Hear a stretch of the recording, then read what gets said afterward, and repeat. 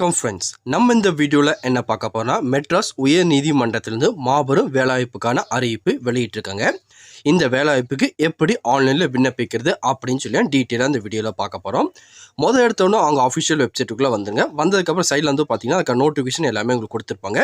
Just இங்கே வந்து பார்த்தீங்கன்னா ஆல்ரெடி நீங்கள் யூஸராக இருந்தீங்கன்னா லாகின் பண்ணி கண்டினியூ பண்ணிக்கலாம். இல்லை நீங்கள் தான் ஃபஸ்ட் டைம் அப்ளை பண்ண போகிறீங்கன்னா இங்கே fresh registration and apply online கொடுத்துருக்காங்க பார்த்தீங்களா. ஜஸ்ட் அதை கிளிக் பண்ணுங்கள். கிளிக் பண்ணதுக்கப்புறம் இப்படி ஒரு பேஜ் ஓப்பன் ஆகும். இல்லை ஃபஸ்ட் வந்து பார்த்தீங்கன்னா உங்களோட இமெயில் ஐடி, அதுக்கப்புறம் மொபைல் நம்பர், அதுக்கப்புறம் உங்களோட நேம், அதுக்கப்புறம் உங்கள் ஆதார் கார்டு நம்பர், அதுக்கப்புறம் வந்து பார்த்தீங்கன்னா ஒரு பாஸ்வேர்டை கிரியேட் பண்ண சொல்லுவாங்க. அதையும் கிரியேட் பண்ணிடுங்க. அதுக்கப்புறம் கீழே இருக்க அந்த கேப்சா டைப் பண்ணிட்டு சப்மிட்டிங் கிளிக் பண்ணிடுங்க. கிளிக் பண்ணதுக்கப்புறம் உங்களோட மொபைல் நம்பருக்கு ஒரு ஓடிபி சென்ட் பண்ணுவாங்க. நீங்கள் லாகின் பண்ணி அந்த ஓடிபியை டைப் பண்ணி வெரிஃபை பண்ணுற மாதிரி இருக்கும். ஜஸ்ட் உங்கள் பேசிக் டீட்டெயிலாம் கொடுத்துட்டு சப்மிட்னு கிளிக் பண்ணுங்கள். அதுக்கப்புறம் உங்கள் மொபைல் நம்பருக்கு ஓடிபி வரும். அதை வந்து பார்த்தீங்கன்னா நோட் பண்ணி வச்சுக்கோங்க. நோட் பண்ணி வச்சுட்டு அப்படியே நீங்கள் வந்து பார்த்தீங்கன்னா ரிவர்ஸில் வந்துருங்க. வந்துட்டு இங்கே லாகின் பேஜ் இருக்குது பார்த்தீங்கன்னா ஜஸ்ட் அதை கிளிக் பண்ணி உங்களோட இமெயில் ஐடியும் பாஸ்வேர்டும் கொடுத்து லாகின் பண்ணுங்கள். என்னோட இமெயில் ஐடி கொடுத்துட்டேன், பாஸ்வேர்டு கொடுத்துட்டேன். அதுக்கப்புறம் ஓடிபி தானாகவே வந்து பார்த்தீங்கன்னா இந்த காலம் ஓப்பன் ஆயிடுச்சு. அதுக்கப்புறம் கேப்சா கொடுத்து சப்மிட் அப்படிங்கிறத கிளிக் பண்ணுறேன். கிளிக் பண்ணதுக்கப்புறம் லாகின் சக்ஸஸ்ஃபுல்லின்னு வந்துருச்சு. அதுக்கப்புறம் வந்து பார்த்தீங்கன்னா என்னோட லாகின் ஐடி வந்து பார்த்தீங்கன்னா லாகின் ஆகிட்டு இருக்கு. இப்போ எனக்கு அதுக்கான டேஷ்போர்டு வந்து பார்த்தீங்கன்னா ஓப்பன் ஆயிடுச்சு. ஃபர்ஸ்ட் வந்து பார்த்தீங்கன்னா நீங்கள் என்ன டிஸ்ட்ரிக்ட் அப்ளை பண்ண போகிறீங்க அப்படின்னு சொல்லி தான் கேட்குறாங்க. நீங்கள் வந்து பார்த்தீங்கன்னா உங்களோட ஓன் டிஸ்ட்ரிக்ட் அப்ளை பண்ணுறதா இருந்தாலும் அப்ளை பண்ணலாம். நீங்கள் வேறு டிஸ்ட்ரிக்ட் அப்ளை பண்ண விரும்பினாலும் அப்ளை பண்ணிக்கலாம். அது உங்களோட விருப்பம் தான். எனக்கு தூத்துக்குடி தான். நான் வந்து பார்த்தீங்கன்னா தூத்துக்குடி அப்படிங்கிறத செலக்ட் பண்ணியிருக்கேன். செலக்ட் பண்ணிட்டு சர்ச் அப்படிங்கிற சைடு வந்து பார்த்தீங்கன்னா கிளிக் பண்ணுறேன். நான் சர்ச்சுங்கிறத கிளிக் பண்ணதுக்கப்புறம் தூத்துக்குடியில் என்னென்ன போஸ்ட்டில் எவ்வளோ வேகன்சி இருக்குது அப்படின்னு சொல்லி ஷோ பண்ணியிருக்காங்க. ஃபர்ஸ்ட் ஆஃபீஸ் அசிஸ்டண்ட்டுக்கு 133, அதுக்கப்புறம் எக்ஸாமினர், பெய்லீஃப், ப்ராசஸர் சர்வீஸ்க்கு 95, அதுக்கப்புறம் கிளீனர், ஒர்க்கர், நைட் வாட்ச்மேனு அந்த மாதிரி கேட்டகரியில் வந்து பார்த்தீங்கன்னா ஒரு 162 வேகன்சி இருக்குது. இது எல்லாத்துக்குமே வந்து பார்த்தீங்கன்னா இங்கிலீஷ், தமிழில் தனித்தனியாக நோட்டிஃபிகேஷன் கொடுத்துருக்காங்க. நீங்கள் என்ன போஸ்ட்டுக்கு அப்ளை பண்ண போகிறீங்களோ அதுக்கு செக் பண்ணிவிட்டு அதுக்கேற்ற மாதிரி நீங்கள் அப்ளை பண்ணிக்கோங்க. நான் வந்து பார்த்தீங்கன்னா ஆஃபீஸ் அசிஸ்டன்ட் இந்த கேட்டகரிக்கு அப்ளை பண்ண போகிறேன். அதுக்கு நேராக வந்து பார்த்தீங்கன்னா அப்ளைன்னு கொடுத்துருக்காங்க பார்த்தீங்கன்னா சைடில். ஜஸ்ட் அந்த அப்ளை லிங்கை கிளிக் பண்ணி நீங்கள் அப்ளை பண்ண ஆரம்பிச்சிடலாம். ஜஸ்ட் அந்த அப்ளைங்கிறத மட்டும் கிளிக் பண்ணுங்கள். கிளிக் பண்ணதுக்கப்புறம் அடுத்த ஒரு பேஜுக்குள்ளே போகும். இப்போ என்னோட ஐடி லாகின் ஆயிடுச்சு. இதில் மொத்தம் வந்து பார்த்தீங்கன்னா 5 விதமான ஸ்டெப் மூலியமாக நீங்கள் அப்ளை பண்ணுற மாதிரி இருக்கும். ஃபர்ஸ்ட் வந்து பார்த்தீங்கன்னா தனிப்பட்ட தகவல், உங்கள் பர்சனல் இன்ஃபர்மேஷன் கொடுக்குற மாதிரி இருக்கும். அதுக்கப்புறம் கல்வி தகுதியோட விவரங்கள், அதுக்கப்புறம் அடிஷ்னல் இன்ஃபர்மேஷன், அதுக்கப்புறம் வந்து பார்த்தீங்கன்னா டிக்ளரேஷன் உறுதிமொழி இருக்கும். அதுக்கப்புறம் வந்து பார்த்தீங்கன்னா உங்கள் டீட்டெயிலாம் கன்ஃபார்ம் பண்ணிவிட்டு நீங்கள் அப்ளிகேஷன் ஃபார்மை சப்மிட் பண்ணிடலாம். ஃபர்ஸ்ட் வந்து பார்த்தீங்கன்னா நீ என்ன போஸ்ட்டுக்கு அப்ளை பண்ண போகிறேன், அதோட அறிவிப்பு எண், என்ன மாவட்டம் அவங்களே கொடுத்துட்டாங்க. இன்னும் நேம் வந்து பார்த்தீங்கன்னா அதிலே ஃபில் ஆகிட்டு. அதுக்கப்புறம் பாலினம் கேட்டிருக்காங்க. நான் மெயிலாக ஃபீமேலாங்கிற செலக்ட் பண்ணுறோம். நான் வந்து பார்த்தீங்கன்னா மெயில் கேட்டகரி தான் அப்ளை பண்ண போகிறேன். மெயிலுங்கிற செலக்ட் பண்ணியிருக்கேன். அதுக்கப்புறம் உங்களுக்கு திருமணம் ஆயிருச்சா ஆகலையான்னு கேட்டிருக்காங்க. நீங்கள் மேரிட்னா மேரிட் கொடுங்க, அன்மேரிட்னா அன்மேரிட்ங்க கொடுத்துருங்க. அதுக்கப்புறம் வந்து பார்த்தீங்கன்னா விண்ணப்பதாரர் பிறந்த இடம், அதாவது வந்து பார்த்தீங்கன்னா உங்கள் ஓன் டிஸ்ட்ரிக்ட் வேறு, நீங்கள் பிறந்த இடம் வேறையாக இருந்துச்சுன்னா தனித்தனியாக நீங்கள் மென்ஷன் பண்ணணும். ரெண்டுமே ஒன்றா இருந்துச்சுன்னா பிரச்சனை கிடையாது. இதெல்லாம் மென்ஷன் பண்ணிக்கோங்க. அப்புறம் வந்து பார்த்தீங்கன்னா உங்கள் சொந்த மாநிலம் எது அப்படின்னு கேட்டிருக்காங்க. நமக்கு மேக்ஸிமம் வந்து பார்த்தீங்கன்னா தமிழ்நாடு தான் இருக்கும். தமிழ்நாடுங்க செலக்ட் பண்ணியிருக்கேன். உங்களுக்கு ஏதோ அதை வந்து பார்த்தீங்கன்னா செலக்ட் பண்ணிக்கோங்க. அதுக்கப்புறம் வந்து பார்த்தீங்கன்னா சொந்த மாவட்டம் என்னன்னு கேட்டிருக்காங்க. எனக்கு தூத்துக்குடி தான். நான் தூத்துக்குடி அப்படிங்கிறத வந்து பார்த்தீங்கன்னா இதில் செலக்ட் பண்ண போகிறேன். இதை வந்துருச்சு, செலக்ட் பண்ணிட்டேன். அதுக்கப்புறம் வந்து பார்த்தீங்கன்னா உங்களோட ஃபாதர் நேம் கேட்டிருக்காங்க. அதுக்கப்புறம் அவங்க என்ன தொழில் பண்ணுறாங்க அப்படின்னு கேட்டிருக்காங்க. அதையும் மென்ஷன் பண்ணியிருக்கேன்.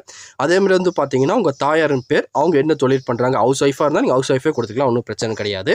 அதுக்கப்புறம் வந்து பார்த்தீங்கன்னா உங்களோட தாய்மொழி என்னன்னு கேட்டிருக்காங்க. உங்களோட தாய்மொழி என்ன அப்படிங்கிறத வந்து பார்த்தீங்கன்னா செலக்ட் பண்ணிக்கோங்க. நான் தமிழ் தான் செலக்ட் பண்ணியிருக்கேன். அதுக்கப்புறம் உங்கள் நேஷனாலிட்டி, தேசிய இனம் என்னன்னு கேட்டிருக்காங்க. அதையும் செலக்ட் பண்ணிக்கோங்க. அதுக்கப்புறம் உங்கள் ரீஜன் வந்து பார்த்தீங்கன்னா நான் ஹிந்து தான், ஹிந்துங்கிற கொடுத்துருக்கேன். நீங்கள் என்னவோ அதை வந்து பார்த்தீங்கன்னா மென்ஷன் பண்ணிக்கோங்க. அதுக்கப்புறம் உங்ககிட்ட பேன் கார்டு இருக்கான்னு கேட்டிருக்காங்க. இருந்தால் எஸ்ன்னு கொடுத்து அதோட டீட்டெயிலை ஃபில் பண்ணிக்கோங்க. இல்லைனா வந்து பார்த்தீங்கன்னா நோங்கிறத கொடுத்துருங்க. அதுக்கப்புறம் உங்ககிட்ட பாஸ்போர்ட் இருக்கான்னு கேட்டிருக்காங்க. இருந்தால் எஸ் கொடுங்க, இல்லைனா நோன் கொடுத்துருங்க. அதுக்கப்புறம் வந்து பார்த்தீங்கன்னா நீங்கள் முன்னுரிமை கீழ் இடஒதுக்கீடு வச்சிருக்கீங்களா, ஏதாச்சும் ப்ரியாரிட்டி சர்டிஃபிகேட் உங்ககிட்ட இருக்கான்னு கேட்டிருக்காங்க. இருந்துச்சுன்னா எஸ்ன்னு கொடுத்து அதோட டீட்டெயில் வந்து பார்த்தீங்கன்னா அடுத்து நீங்கள் ஃபில் பண்ணுற மாதிரி இருக்கும். அப்படி இல்லைனா வந்து பார்த்தீங்கன்னா நோங்கிறத கொடுத்துருங்க, ஒன்றும் பிரச்சனை கிடையாது. அதுக்கப்புறம் வந்து பார்த்தீங்கன்னா நீங்கள் என்ன கம்யூனிட்டியில் அப்ளை பண்ண போகிறீங்கன்னு கேட்டிருக்காங்க. இதில் வந்து பார்த்தீங்கன்னா நீங்கள் எம்பிசி, டிசி, பிசிஎம், அதுக்கப்புறம் அன்ரிசர்வ்டு பிசி கேட்டகரியில் அப்ளை பண்ணிங்கன்னா 500 ரூபா ஃபீஸ் பேமெண்ட் பண்ணுற மாதிரி இருக்கும். SC, ST, SCA category apply பண்ணிங்கன்னா ஃபீஸ் எதுவுமே உங்களுக்கு இருக்காது. நீங்கள் என்ன கம்யூனிட்டியோ அதுக்கேற்ற மாதிரி அப்ளை பண்ணிக்கோங்க. நான் ஜஸ்ட் உங்களுக்கு அப்ளை பண்ணி காட்டணும் அப்படின்னு பர்பஸ்க்காக தான் வீடியோ மேக் பண்ணியிருக்கேன். அதனால் வந்து பார்த்தீங்கன்னா எஸ்சி கேட்டகரி அப்படிங்கிறத வந்து பார்த்தீங்கன்னா செலக்ட் பண்ணியிருக்கேன். அதுக்கப்புறம் அதோட உட்பிரிவு கேட்டிருக்காங்க. அதோட உட்பிரிவு என்னன்னு கொடுத்துருங்க. அதுக்கப்புறம் சர்டிஃபிகேட் இஷ்யூ பண்ணது யார், அந்த சர்டிஃபிகேட் நம்பரு, அதை இஷ்யூ பண்ண டேட் எல்லாமே டீட்டெயிலாக கொடுத்துருங்க. கொடுத்து முடிச்சு நீங்கள் இதுக்கு முன்னாடி வந்து பார்த்தீங்கன்னா இந்த தமிழக நீதித்துறையில் எதுவும் வேலை பார்த்துட்டு இருக்கீங்களான்னு கேட்பாங்க. இருந்தால் எஸ் கொடுங்க, இல்லைனா நோ கொடுத்துருங்க. அதுக்கப்புறம் நீங்கள் எம்ப்ளாய்மெண்ட் ஆஃபீஸில் பதிஞ்சிருந்தீங்கன்னா எஸ் கொடுத்து அதோட டீட்டெயில் ஃபில் பண்ணிக்கோங்க, இல்லைனா நோங்கிறத கொடுத்துருங்க. அதுக்கப்புறம் நீங்கள் already state or central government ஸ்டாப்பாக இருந்தீங்கன்னா எஸ் கொடுங்க. அப்படி இருந்தீங்கன்னா எஸ் கொடுத்துட்டு அது டீட்டெயில் ஃபில் பண்ணுங்கள், இல்லைனா நோங்கிறத கொடுத்துருங்க. அதுக்கப்புறம் வந்து பார்த்தீங்கன்னா நீங்கள் ஏதாச்சும் கவர்மெண்ட் வேலையிலேருந்து உங்கள் மேலே வந்து ஏதாச்சும் குற்றவியல் நடவடிக்கை எடுத்திருந்தாங்கன்னா எஸ் கொடுங்க. அப்படி எதுவுமே கிடையாது, இங்கே ஸ்டாஃப் எதுவுமே கிடையாதுன்னா நோங்கிறத கொடுத்துருங்க.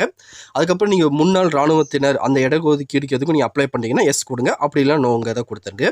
இதே மாதிரி வந்து பார்த்தீங்கன்னா ஒவ்வொரு டீட்டெயிலும் படித்து பார்த்துட்டு உங்களுக்கு இருந்துச்சுன்னா எஸ் கொடுங்க, இல்லைனா வந்து பார்த்தீங்கன்னா எல்லாத்துக்குமே நோங்கிறத கொடுத்துருங்க. கொடுத்து முடிச்சு கீழே வந்து பார்த்தீங்கன்னா தேசிய மாணவ படையில் முன்னாள் மாணவராக நீங்கள் இருந்தீங்கன்னு கேட்குறாங்க.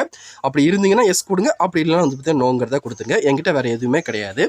அதுக்கப்புறம் வந்து பார்த்தீங்கன்னா நீங்கள் higher secondary R diploma R அதுக்கு மேலே எதுவும் படிச்சிருக்கீங்களான்னு கேட்பாங்க. அப்படி நீங்கள் படிச்சிருந்தீங்கன்னா எஸ் கொடுங்க, அப்படிலாம் வந்து பார்த்தீங்கன்னா நோங்கிறத கொடுத்துருங்க. நான் வந்து பார்த்தீங்கன்னா எதுவுமே படிக்கல, 10th நிப்பாட்டிட்டேன், அதான் நோங்கிறத கொடுத்துருக்கேன். அதுக்கப்புறம் வந்து பார்த்தீங்கன்னா உங்களோட முகவரி கேட்டிருக்காங்க. உங்களோட பர்மனெண்ட் அட்ரஸ், டெம்பரரி அட்ரஸ் ரெண்டுமே ஃபில் பண்ணிக்கோங்க. ரெண்டுமே ஒன்றா இருந்துச்சுன்னா ஒரே மாதிரி எல்லாமே கொடுத்துருங்க. கொடுத்து முடிச்சு கீழே வந்து பார்த்தீங்கன்னா உங்கள் ஃபோட்டோவை அப்லோட் பண்ண சொல்லியிருக்காங்க, உங்கள் சிக்னேச்சர் அப்லோட் பண்ண சொல்லியிருக்காங்க. ரெண்டுமே வந்து பார்த்தீங்கன்னா நீங்கள் அப்லோட் பண்ணிடுங்க. உங்கள் மொபைல் நம்பர் போக நீங்கள் எஸ்டிடி நம்பர் இருந்துச்சுன்னா கொடுங்க, இல்லைனா ஒன்றும் பிரச்சனை கிடையாது, கொடுக்காம விட்டுருங்க. இது எல்லாமே டீட்டெயிலாக ஃபில் பண்ணிட்டு சேவ் அண்ட் நெக்ஸ்ட் ஸ்டெப்புங்கிறத ஜஸ்ட் கிளிக் பண்ணிடுங்க. இப்போ எனக்கு வந்து பார்த்தீங்கன்னா முதல் ஸ்டெப் பர்சனல் இன்ஃபர்மேஷன் வந்து பார்த்தீங்கன்னா சக்ஸஸ்ஃபுல்லாக ஃபினிஷ் பண்ணியாச்சு. இப்போ ரெண்டாவது வந்து பார்த்தீங்கன்னா உங்கள் கல்வி தகுதி விவரம் கேட்டிருக்காங்க. நான் அப்ளை பண்ணுற போஸ்ட்டுக்கு வந்து பார்த்தீங்கன்னா மினிமம் 8th பாஸ் பண்ணாலும் போதுமானது. அதனால் வந்து பார்த்தீங்கன்னா 8th குவாலிஃபிகேஷனுக்கான பாக்ஸ் மட்டும் தான் எனக்கு ஓப்பன் ஆயிருக்கு. நீங்கள் 10th குவாலிஃபிகேஷனுக்கு அப்ளை பண்ணிருந்தீங்க, அதுக்கான பாக்ஸ் ஓப்பன் ஆகும். நீங்கள் என்ன போஸ்ட்டுக்கு அப்ளை பண்ணுறீங்களோ அதுக்கேற்ற மாதிரி உங்கள் குவாலிஃபிகேஷன் கேட்பாங்க, அதை நீங்கள் செலக்ட் பண்ணிக்கோங்க. இப்போ எனக்கு 8th கிளாஸோட டீட்டெயில் வந்து பார்த்தீங்கன்னா கேட்டிருக்கேங்க.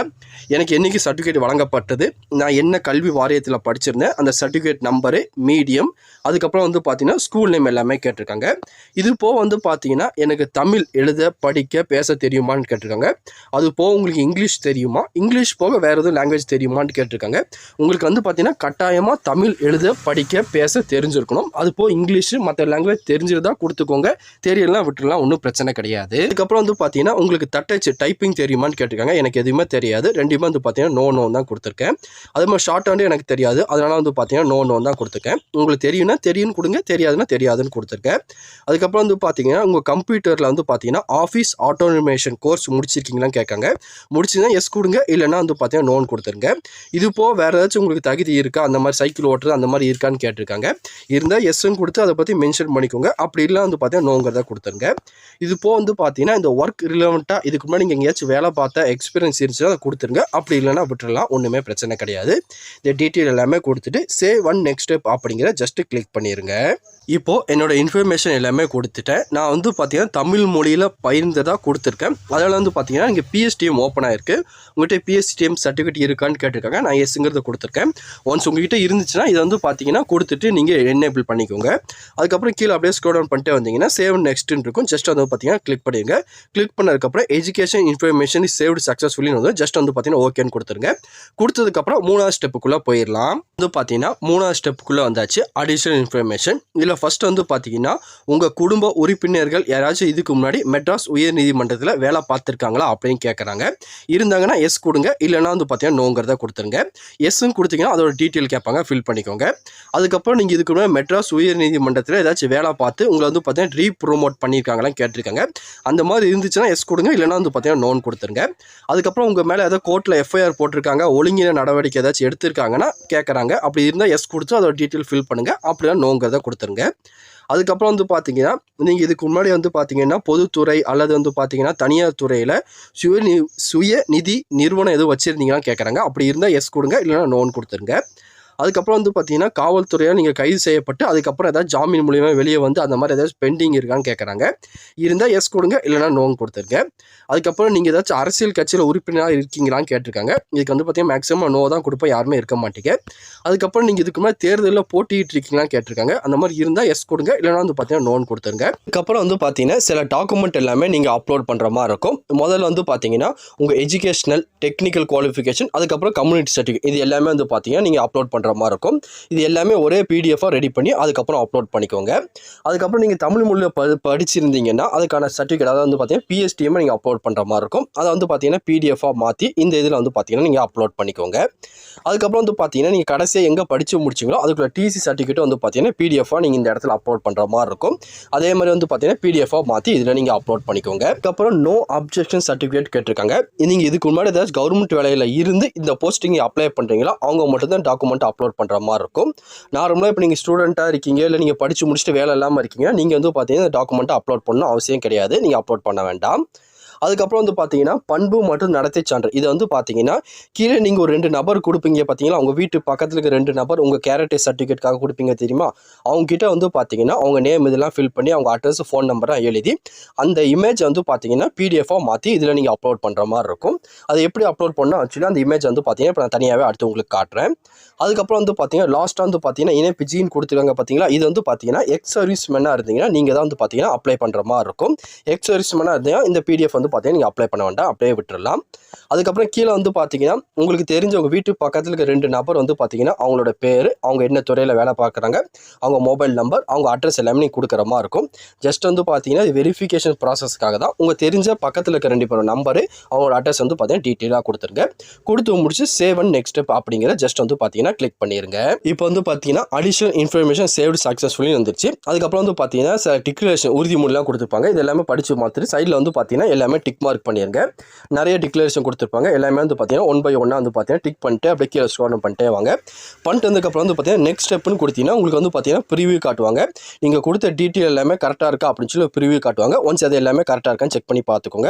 இந்த டிக் மார்க்லாம் கொடுத்துட்டு நெக்ஸ்ட் ஸ்டெப் அப்படிங்கிறத ஜஸ்ட் கிளிக் பண்ணுறேன். கிளிக் பண்ணதுக்கப்புறம் டிக்ளரேஷன் சேவ்டு சக்ஸஸ்ஃபுல்லி வந்துடும். ஜஸ்ட் ஓகேன்னு கொடுங்க. கொடுத்ததுக்கப்புறம் வந்து பார்த்தீங்கன்னா உங்களோட ப்ரிவியூ இந்த மாதிரி தான் உங்களுக்கு காட்டுவாங்க. எல்லாமே கரெக்டாக இருக்கா அப்படின்னு சொல்லி ஒன்று செக் பண்ணி பார்த்துக்கோங்க. ஒன்ஸ் இந்த டீட்டெயில் நீங்கள் சேவ் பண்ணிட்டீங்கன்னா அதுக்கப்புறம் எடிட் பண்ண முடியாது. ஒன்ஸ் எல்லாமே கரெக்டாக இருக்கான்னு செக் பண்ணி பார்த்துட்டு சப்மிட் பண்ணிடுங்க. எது நீங்கள் தப்பாக கொடுத்தீங்க அதை வந்து பார்த்தீங்கன்னா இப்போயே நீங்கள் எடிட் பண்ணிக்கோங்க. இந்த மாதிரி ஈஸியான முறையில் வந்து பார்த்தீங்கன்னா மெட்ராஸ் ஹைகோர்ட்டுக்கு நீங்கள் ஆன்லைனில் அப்ளை பண்ணிக்கலாம். இதை பற்றி வேறு எதுவும் உங்களுக்கு டவுட் இருந்தாலும் கீழே கமெண்ட் செக்ஷனில் தெரிவிங்க. கண்டிப்பாக உங்களுக்கு கிளியர் பண்ணி தரேன். இந்த பதிவு கண்டிப்பாக உங்களுக்கு பயனுள்ளதாக இருக்கும்னு நினைக்கிறேன். தெரியாதவங்க ஃப்ரெண்ட்ஸ்க்கு இந்த வீடியோ ஷேர் பண்ணுங்கள். பிடிச்சிருந்தா லைக் பண்ணுங்கள். அடுத்த ஒரு வீடியோ சந்திக்கலாம். தேங்க்யூ.